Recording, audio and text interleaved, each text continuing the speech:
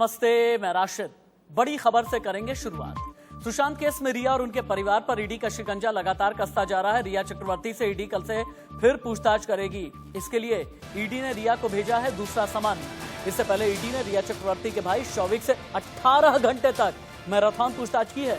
बताया जा रहा है कि कल दोपहर 12 बजे ईडी दफ्तर पहुंचे शौविक से आज सुबह 6:30 बजे तक पूछताछ हुई है। ईडी ने मनी लॉन्ड्रिंग को लेकर शौविक से पूछताछ की। सुशांत के पिता ने रिया और उनके परिवार पर 15 करोड़ रुपए की हेराफेरी का आरोप भी लगाया है। यानी ईडी की जांच की जद में है शौविक चक्रवर्ती, रिया चक्रवर्ती। इन सभी से ये पूछा जा रहा है कि आखिरकार फाइनेंशियल ट्रांजैक्शन के बारे में आप लोग जानकारी दें, पिछले 5 साल के आईटीआर के बारे में जानकारी दें। जितनी भी संपत्ति है, अगर आय से अधिक संपत्ति आप लोगों ने जुटा ली है तो फिर इसके पीछे की वजह क्या है। और हाँ, सुशांत सिंह राजपूत के साथ जितने भी बैंक ट्रांजैक्शन हुए हैं डायरेक्टली एंड इनडायरेक्टली, इन सभी के बारे में पूछताछ की जा रही है। लेकिन अब यह भी समझना होगा कि सुशांत की मौत सुसाइड है या हत्या, इसे लेकर के 360 डिग्री की जांच जारी है ताकि सच सामने आ सके। इसे लेकर शुक्रवार को ईडी ने रिया चक्रवर्ती को पूछताछ के लिए अपने दफ्तर बुलाया और कल दोबारा से ईडी ने समन किया है रिया को। ईडी को शक है सुशांत के बैंक अकाउंट से रिया और उनके भाई के जरिए पैसों का लेन देन हुआ है। रिया के मुंबई के खार स्थित फ्लैट को भी ईडी शक की निगाह से देख रही है। Report. There are a lot of allegations against you, Riya. The father has said that you were involved. करीब 2 महीने के बाद सुशांत सिंह राजपूत सुसाइड केस में जांच का असर दिखने लगा है। ईडी का शिकंजा, सीबीआई की जांच, बिहार पुलिस का सुप्रीम कोर्ट में हलफनामा बता रहे हैं कि जो 54 दिन में नहीं हुआ वो अब होने वाला है। सुशांत सिंह राजपूत सुसाइड से जुड़ा हर सीक्रेट बाहर आने वाला है। सारे झूठ से, सारे फरेब से पर्दा उठने वाला है। ईडी ने सुशांत केस में जांच तेज करते हुए शुक्रवार को रिया चक्रवर्ती को पूछताछ के लिए बुलाया। सिर पर सफेद दुपट्टा ओढ़े, चेहरे पर मैचिंग का सफेद मास्क लगाए रिया चक्रवर्ती ईडी दफ्तर पहुंची। रिया के साथ उनके भाई शौविक चक्रवर्ती और पिता इंद्रजीत चक्रवर्ती भी ईडी के दफ्तर में मौजूद थे। रिया पर सुशांत के अकाउंट से 15 करोड़ रुपए निकालने का आरोप है। ईडी को शक है कि सुशांत के बैंक अकाउंट से रिया और उनके भाई के जरिए पैसों का लेन देन हुआ है। रिया के मुंबई के खार स्थित फ्लैट को भी ईडी शक की निगाह से देख रही है। रिया ने ईडी की इस पूछताछ से बचने की बड़ी कोशिश की, मामले के सुप्रीम कोर्ट में होने का हवाला दिया, कोरोना महामारी की बात भी कही, लेकिन ईडी की सख्ती के सामने कुछ काम नहीं आया। मजबूरन रिया को ईडी के दफ्तर आना ही पड़ा। ईडी ये जानना चाहती है कि क्यों सुशांत के अकाउंट से रिया के लाखों के ट्रांजैक्शन हो रहे थे। रिया की प्रॉपर्टी और उनके द्वारा की गई लेन देन सब ईडी के निशाने पर है। ईडी ने रिया से पहले उनके सीए को पूछताछ के लिए बुलाया था, लेकिन भारी बारिश का हवाला देते हुए रिया के सीए ने आने से मना कर दिया है। रिया से पहले ईडी उनके सीए से इसलिए पूछताछ करना चाहती थी क्योंकि सीए को सब पता होता है कि रिया ने कहां और कितने पैसे खर्च किए हैं। लेकिन सीए के नहीं आने पर अब रिया से ये सारे सवाल ईडी करेगी। आपको बता दें, रिया ने पिछले 3 साल में सिर्फ 14 लाख की कमाई की, लेकिन खर्च 65 लाख रुपए किए। रिया की एक प्रॉपर्टी मुंबई के खार के शिवालिक बिल्डर्स में है, जिसे 85 लाख रुपए में खरीदा गया। इस प्रॉपर्टी के लिए 25 लाख की डाउन पेमेंट की गई थी। वहीं 60 लाख का हाउसिंग लोन लिया गया था। 550 स्क्वायर फीट का फ्लैट रिया के नाम पर बुक किया गया था। दूसरी प्रॉपर्टी रिया के पिता के नाम पर है, जो 2012 में 60 लाख रुपए में खरीदी गई थी। 2016 में इस प्रॉपर्टी का पोजीशन पैराडाइज ग्रुप बिल्डर ने दिया था। ये प्रॉपर्टी 1130 स्क्वायर फीट की है, जो रायगढ़ जिले के उल्वे में है। आपको बता दें कि ईडी रिया से पहले सुशांत के सीए संदीप श्रीधर से पूछताछ कर चुकी है। सुशांत के घर में हाउस मैनेजर रहे सैमुअल मिरांडा से भी ईडी पूछताछ कर चुकी है। सबकी निगाहें रिया चक्रवर्ती पर हैं, जिन पर ईडी का शिकंजा पूरी तरह से कस चुका है। उधर सीबीआई ने भी सुशांत केस में एफआईआर दर्ज कर जांच के लिए एसआईटी का गठन किया है। मतलब साफ है, सुशांत केस में अब जांच अपनी पूरी रफ्तार के साथ आगे बढ़ रही है। Bureau report, India news.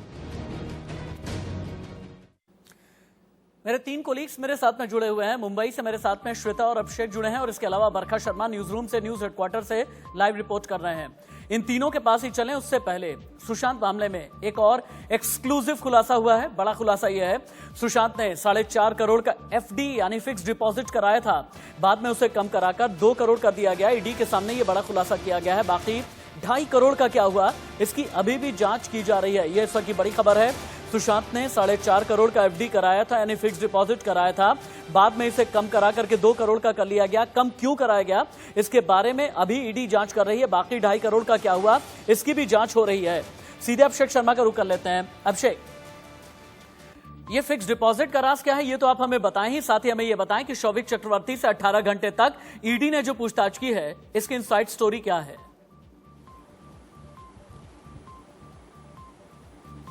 बिल्कुल, देखिए रशीद, लगातार इस पे खुलासा होता जा रहा है और एक बड़ा खुलासा देखिए जो जिनसे आप बता चुके हैं कि 2.5 करोड़ रुपए आखिरकार गए कहां, और यही लगातार हमारे हाथ की जानकारी लगी हुई है कि 2 करोड़ रुपए, यानी आपने देखा होगा कि जो 18 करोड़ रुपए बैंक में थे, जो कि पुलिस ने भी माना हुआ है और तमाम लोगों ने माना हुआ है कि हाँ उनके पास 18 करोड़ रुपए ऑफिशियल बैंक अकाउंट में थे, और उसमें से 4.5 करोड़ रुपए का उन्होंने एफडी कराया था। इस बात की जानकारी खुद मुंबई पुलिस के पुलिस कमिश्नर ने दी थी, और अब ये जानकारी लगातार सामने आई है, बड़ी जानकारी, कि वो 2.5 करोड़ रुपया उसमें से गायब हो चुका है, यानी एफडी तोड़वा दी गई है। जिस एफडी की बात की जा रही थी कि एफडी सबके सेफ होगा, यानी साफ होता है, इसका मतलब साफ है कि इस चीज से कि रिया का पूरा इन्वॉल्वमेंट, जाहिर सी बात है इसमें है, उनके पूरा भाई का इन्वॉल्वमेंट है, और यही कारण है कि ईडी को जानकारी लगी है, इसलिए ईडी बहुत ज्यादा सीरियस हो चुकी है इस मामले पर, इसलिए लगातार पूछताछ कर रही है। और 18 घंटों में देखिए जिस तरह शौविक से जांच पड़ताल की गई है, इन सभी बातों पर भी जानकारी ली गई है, इन सभी बातों पर उनको पूछा गया है, इसीलिए रिया को कल फिर से वापस बुलाया गया है ताकि फिर से उनसे और अच्छे से पूछताछ की जा सके कि आखिरकार एफडी क्यों तोड़वाया आपने, क्या वजह थी, किस लिए तोड़वाया। तो यही वजह है कि देखिए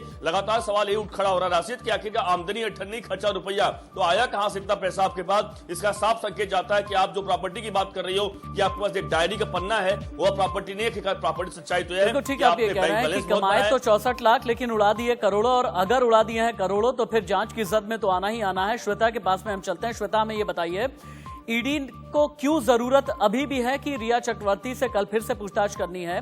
और दूसरा मुझे यह भी बताएं, जब फाइनेंशियल ट्रांजैक्शन को लेकर जांच की जद में रिया चक्रवर्ती हैं, तो क्या यह माना जाए कि अपना इमोशनल कार्ड भी खेल रही हैं? कभी सुशांत के डायरी के पन्ने को पब्लिक करती हैं, कभी सुशांत के बॉटल को पब्लिक करती हैं, कभी इमोशनल बातें करती हैं, टीवी के कैमरे के सामने आ नहीं रही। क्या यह माना जाए कि हर चीज का सामना करने के लिए रिया चक्रवर्ती के पास सिर्फ और सिर्फ अभी के लिए सिर्फ इमोशनल कार्ड है?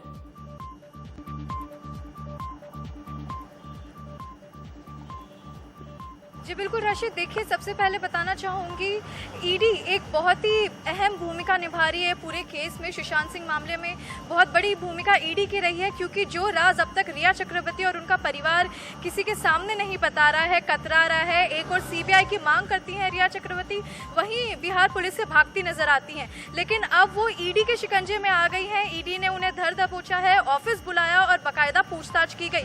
3 राउंड में ये पूछताछ चली और इसका नतीजा ज़्यादा कुछ खास नहीं निकला, क्योंकि ईडी भी निराशजनक नजर आई पूरे मामले के बाद। जितनी भी 3 राउंड के जो क्वेश्चंस उन्होंने प्रिपेयर किए थे, लगातार उनसे पूछे गए, लेकिन रिया चक्रवर्ती के कुछ हाल कुछ इस तरीके से थे कि सबसे पहली बात, उनके पास पूरे दस्तावेज नहीं थे उस दिन, जिसके कारण उनके भाई शौविक चक्रवर्ती को दोबारा घर भेजकर जरूरी कागजात मंगाए गए, वो भी प्रॉपर नहीं निकले, वो भी आधे ही निकले। और जब इसके बारे में ईडी ने उनसे ज्यादा पूछताछ की, ये वो 8 घंटों का हाल है, तो रिया को आधी से ज्यादा चीजें तो याद ही नहीं है। यानी आप मानिए व्यक्तिगत कागजात, वो सारे पर्सनल डॉक्यूमेंट्स जो एक इंसान को रखने चाहिए, वो आधी चीजें रिया को याद नहीं है। आधी से ज्यादा चीजें याद नहीं है। क्या ये माना जाए कि रिया चक्रवर्ती चीजों को मैनिपुलेट करने की कोशिश कर रही हैं? और क्या वाकई में ऐसा हो सकता है कि रिया चक्रवर्ती को हो गया है शॉर्ट टर्म मेमोरी लॉस? और इस शॉर्ट टर्म मेमोरी लॉस के पीछे की कहानी क्या है, बरखा शर्मा के जरिए हम जानने की कोशिश करेंगे। लेकिन उससे पहले टच पैनल स्टूडियो हम चलते हैं आपको लेकर के, क्योंकि हमारा टच पैनल स्टूडियो एक ऐसा वॉर जोन है जिसे सुशांत की इन्वेस्टिगेशन के लिए तैयार किया गया है, और रिया और शौविक पर आखिरकार कितने शक हैं, यह भी हमारा टच पैनल स्टूडियो बताएगा कि शक का घेरा और शक का दायरा कहां तक जा रहा है। आप देखें, 2 सालों में शौविक के अकाउंट में आखिरकार कितने पैसे ट्रांसफर किए गए, ये ईडी रिया चक्रवर्ती से भी पूछ रही है, और ये ईडी शौविक चक्रवर्ती से भी पूछ रही है। शौविक चक्रवर्ती जिनसे जांच की जा रही है, पहले तो उन्हें बिठा करके जांच की गई, पूछा गया, इंटरोगेट किया गया, लेकिन जब यह लगा कि शौविक चक्रवर्ती के पास कई डॉक्यूमेंट्स हो सकते हैं, उन्हें यह कहा गया कि घर वापस जाओ। घर जाकर के फिर शौविक चक्रवर्ती पूरा चिट्ठा लेकर के आए, यानी 2 सालों में शौविक के अकाउंट में कितने पैसे ट्रांसफर किए, रिया ने किए या सुशांत ने किए, यह जानने की कोशिश ईडी की तरफ से की जा रही है। शौविक की कंपनी की आईटीआर में गड़बड़ी अभी शुरुआती तौर पर यह पता चला है कि जो इनकम टैक्स रिटर्न फाइल किया जाता है, बहुत बार प्रिवेंशन ऑफ मनी लॉन्ड्रिंग में वहीं पर कोई भी शक के दायरे में आ जाता है जहां पर फर्ज यह कीजिए कि इनकम कम हो लेकिन खर्चे ज्यादा दिखा दिए जाएं, इन्वेस्टमेंट ज्यादा दिखा दिए जाएं और इनकम टैक्स रिटर्न में सीए के जरिए घालमेल की जाए। और यही एक वजह है कि ईडी रिया चक्रवर्ती और शौविक चक्रवर्ती के सीए से भी पूछताछ कर रही है। अगला, शेल कंपनीज बना करके क्या, नहीं एक मिनट, ये पहले वाला ही लगाएं, पहले का ही। शेल कंपनीज बना करके क्या किसी तरीके से पैसे ट्रांसफर किए गए हैं, ये भी जानने की कोशिश की जा रही है। शेल कंपनीज का मतलब ये होता है कि कंपनी तो फॉर्म कर ली जाती है, इसे एमसीए के साइट पर भी डाल दिया जाता है, लेकिन कंपनी ऑपरेशनल नहीं रहती। फर्ज कीजिए कि XYZ करके कोई एक कंपनी बनाई गई हो, लेकिन इस कंपनी का इस्तेमाल सिर्फ और सिर्फ एक जगह से दूसरी जगह पैसे को ट्रांसफर करने में किया जाए, या फिर आप टैक्सेशन को मैनिपुलेट करने के लिए या टैक्स बचाने के लिए अगर किसी कंपनी का इस्तेमाल करते हैं तो यह भी समझा जा रहा है क्या रिया चक्रवर्ती और शौविक चक्रवर्ती के जरिए किसी शेल कंपनी को भी फॉर्म किया गया है। और हां, रिया शौविक की जितनी भी शेल कंपनीज हैं उन सभी को जांच के दायरे में लाया गया है और रिया चक्रवर्ती से यह पूछा जा रहा है शेल कंपनीज के जरिए कहीं ऐसा तो नहीं कि सुशांत सिंह राजपूत के जो भी पैसे डायरेक्टली रिया चक्रवर्ती और शौविक चक्रवर्ती तक नहीं आ पा रहे थे, तो सीए के जरिए शेल कंपनी बना करके क्या पैसों को ट्रांसफर किया गया है। अब अगला चेंज ओवर आप कर सकते हैं। अगले चेंज ओवर में आप ये जानेंगे कि रिया से सवाल करने वाली जो ईडी की टीम है वो किस तरीके से टेबल के पीछे बैठती है। रिया चक्रवर्ती उस तरफ होती हैं और इधर की तरफ असिस्टेंट डायरेक्टर अर्चना होती हैं, मोहित जो कि एनफोर्समेंट ऑफिसर हैं, इन्वेस्टिगेटिंग ऑफिसर हैं कुलदीप कुमार, कपिल राज हैं, इसके अलावा deputy director enforcement directorate, Satyavrat Kumar हैं ज्वाइंट डायरेक्टर ईडी, अर्चना, यानी सत्यव्रत, अर्चना, कपिल राज, कुलदीप कुमार और इसके अलावा मोहित कुमार। ये 5 ऑफिसर ऐसे हैं जो एक पूरी तरीके से अलग अलग एंगल से जांच करने के लिए बैठ जाते हैं। इनके सामने रिया चक्रवर्ती को बिठाया जाता है, रिया चक्रवर्ती हटती है तो फिर भाई को बिठाया जाता है, भाई हटता है तो फिर सैमुअल मिरांडा को बिठाया जाता है। सैमुअल मिरांडा के अलावा अब आगे ये कहा जा रहा है कि बाकी लोगों से भी पूछताछ की जाएगी, लेकिन सवाल बहुत बड़ा है। नेक्स्ट चेंज ओवर करें। अगले चेंज ओवर के जरिए आप ये समझ पाएंगे कि ईडी का मेन फोकस एक तो पैसों की तरफ भी है, पैसों के ट्रांजैक्शन पर भी है, और ये 3 जो प्रॉपर्टीज हैं, यानी रिया चक्रवर्ती की जो 3 प्रॉपर्टीज हैं, एक खार ईस्ट में है, जुहू में है और इसके अलावा नवी मुंबई में है, इन तीनों को ही जांच की जद में या जांच की आंच यहां तक भी पहुंच गई है। और रिया चक्रवर्ती से ये पूछा जा रहा है 2018-19 में अगर आपकी कमाई 14 लाख रुपए थी तो फिर आपने खार ईस्ट में, जुहू में, नवी मुंबई में आखिरकार प्रॉपर्टी बना कैसे ली। अपने मेन स्टूडियो हम चलते हैं।